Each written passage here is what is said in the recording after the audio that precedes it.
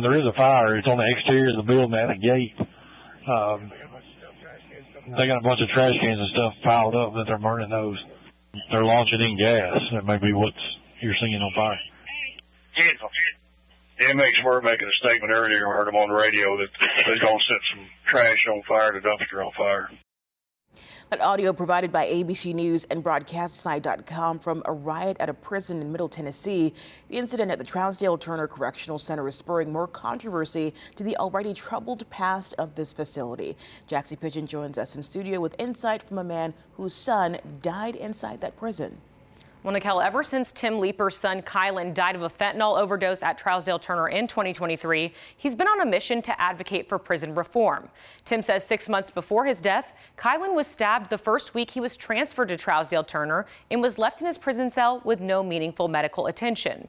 The young man had been convicted of arson after shooting a flare gun out of a car, causing a house to catch fire that did not lead to any injuries. He was 25 years old. It was this past Sunday when the Trousdale County Sheriff says the inmates at Trousdale Turner took 3 guards hostage and released more than 100 other inmates into the prison yard.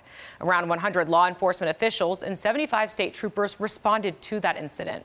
Officials reportedly used tear gas to round up the inmates and secure them back in their cells. Since then, the Tennessee Department of Correction tells us it's working on a plan to transfer some of those inmates to a state facility. It's not yet clear when that will happen. Since Sunday's incident, we've been staying in touch with CoreCivic, the private company that owns and operates the prison. In their most recent statement, the company says in part, quote, CoreCivic is committed to operating safe and secure facilities that provide comprehensive, compassionate care for every individual entrusted to us by our government partners and our dedicated staff members. As for Tim, the riot at Trousdale Turner added to his list of concerns for the facility. He also recently filed a wrongful death lawsuit against CoreCivic. They can say anything they want about when something happens that it's their priority for the safety of their inmates and their staff. That's a canned statement.